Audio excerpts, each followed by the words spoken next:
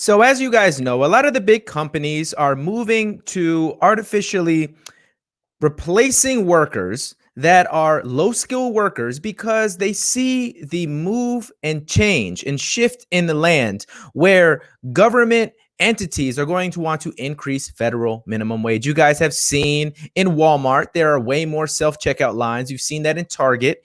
You're seeing that in McDonald's, where you can go up to McDonald's and order at a little kiosk real quick without having to go see a cashier. And obviously, guys, all of these companies are doing this because at the end of the day, why are they going to spend $15 per hour for a boy or a girl, 14, 15, 16, however young their age is, or however unskilled they are in their early 20s? Why are they going to spend $15 per hour to fund that operation when you can simply outsource it to a computer, basically? So McDonald's is testing automated drive-thru ordering at 10 Chicago restaurants. This was published on June 2nd.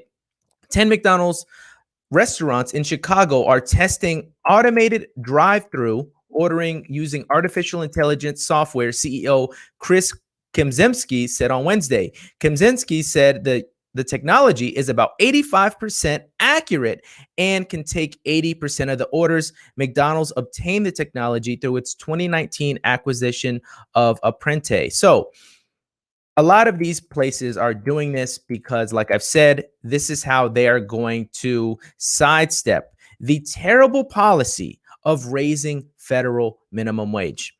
Now, if you guys look at this tweet, all right, Art Laffer, the man to the left, a economist, went on Fox, I believe last night or the night before, and he said this: for those who are coming into the labor force fresh, not old timers, the poor, the minorities, the disenfranchised, those with less education, young people who haven't had the job experience, these people aren't worth $15 an hour in most cases. Now, of course, you guys know that when people speak about minorities in this way, especially a white privileged man that the left says this guy is, they get very defensive. People get very defensive because they think of it as an act of racism. But guys, the truth of the matter is this: what this guy is saying is true. These people at the low end of the totem pole are going to be priced out of a job. I think about my first job here in Florida. I worked at Publix supermarkets, and I got to become very good friends with several managers that were store managers, that were department managers. I got to really understand what they did to get in that position. And every single one of my managers, and I worked at Publix from the age of 17 till about 21, 22. Okay. All of my managers started at the bottom. They started as cashiers, as baggers, as front service clerk members. Now, imagine fast forward 2022, 2023, when Democrats try to push through this $15 an hour minimum wage law. Imagine them being in that scenario there, where instead of Publix wanting to hire young people at a lower rate, now Publix is going to not hire young people as much as they do because they don't want to pay young people $15 an hour to cashier, to bag, to pick up rugs, to mop the floor, to clean the bathroom, to walk people out to the car. No, they don't want to do that. So what happens is the people at the bottom don't have the opportunities to climb up the ladder like my managers did and have done and are continuing to do, because those opportunities are not afforded to them. All right. So before we go any further, guys, make sure you join the journey to 5,000 subs. Like, comment, share, subscribe, hit the notification bell so you're notified anytime I make a video. And let's listen to Art Laffer talk about the obvious mistake that the government would be engaging in if they decided to increase the federal minimum wage to $15 an hour. Okay, Austin wants to talk about the current McDonald's CEO, Kemzinski. He's noting that artificial intelligence technology has 85% accuracy with filling orders, with workers having to step in for approximately 1 in 5 orders. It's going to be a big leap, he says, to go from 10 restaurants to 14,000 restaurants. But there is no doubt they are working in that direction, Art. Yeah, for those people, Sandra, who are coming into the labor force brand fresh, not old timers who've been around for a while, the poor, the minorities, the disenfranchised, those with less education, young people who haven't had the job experience, these people aren't worth $15 an hour in most cases. And so therefore, when you have a $15 an hour minimum wage, they don't get that first job. They don't get the requisite skills to earn above the minimum wage. And after a few years, they become unemployable. And after becoming unemployable, they become hostile. And that what you'll find happening is this technology has created an underclass of people who are really just bid out of the labor market and will remain out of the labor market for most of their lives. And this, I think, is just a tragedy. I love the technology, but the technology is replacing the jobs for these people. And it's a killer. It's a killer for just the people who need the help the most. Yeah, so there you guys have it. As you guys could see, he gives a very logical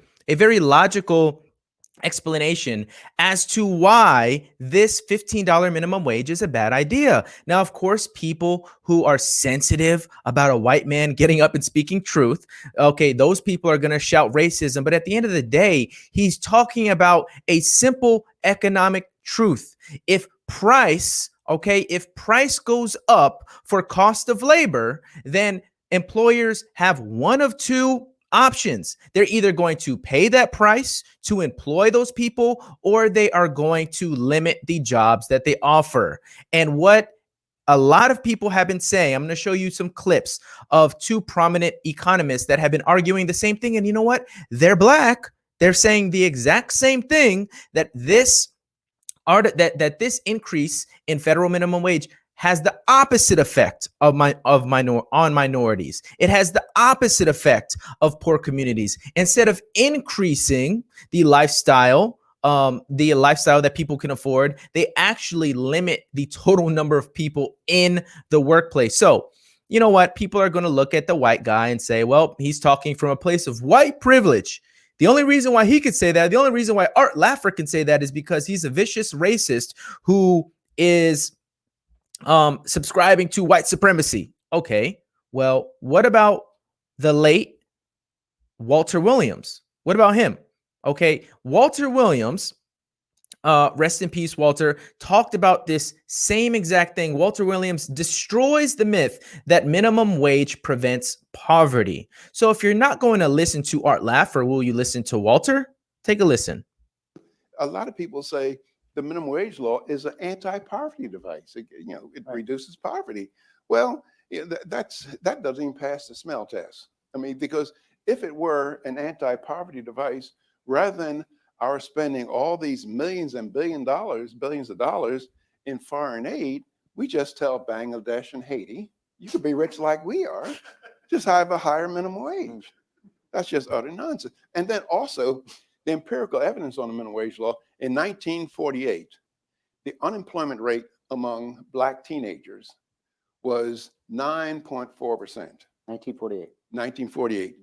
The unemployment rate among white teenagers was like 10.2. It was lower. It was lower. Lower for Blacks than whites. Yeah, and the labor force participation rates for Black teenagers were greater than white teenagers. Matter of fact, it was 106%.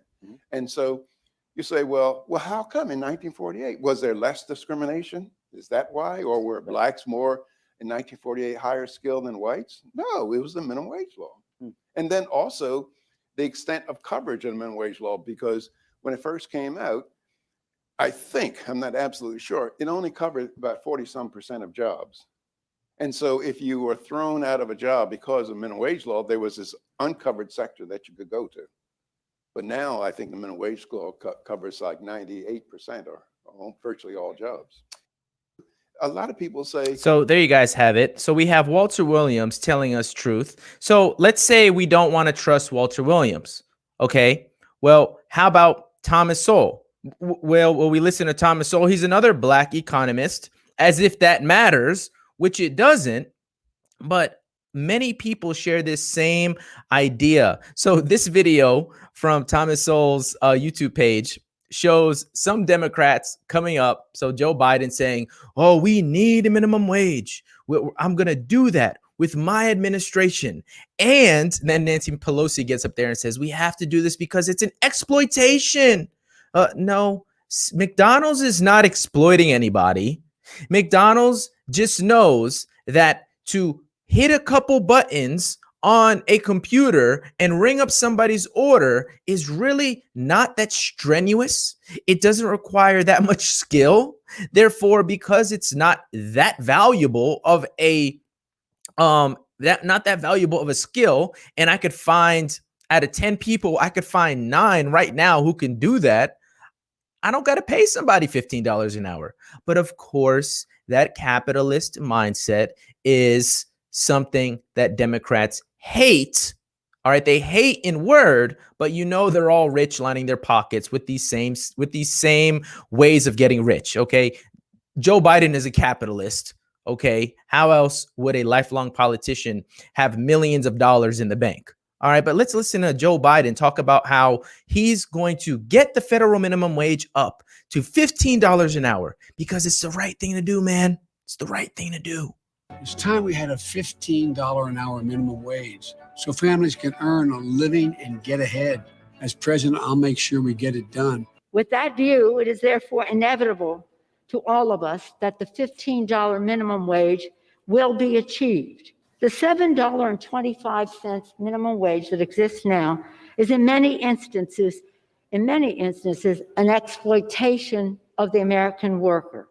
Tom, one topic that we've talked about for a very, very long time, the minimum wage. Now, you can find that the labor unions want a minimum wage, and they spend millions and millions of dollars lobbying for increase in minimum wage because they reduce some of their competition in the labor market. But there are many people out there who are good people, and they also support the minimum wage. How can you possibly explain the people with polar opposite interests coming up with the same policy? Well, I think a great deal of the blame belongs on the economics profession, because outside of economics, most people, even most faculty members at leading universities, have no conception of the minimum wage. They simply think, it'll raise the pay of people at the bottom, and that's a good thing.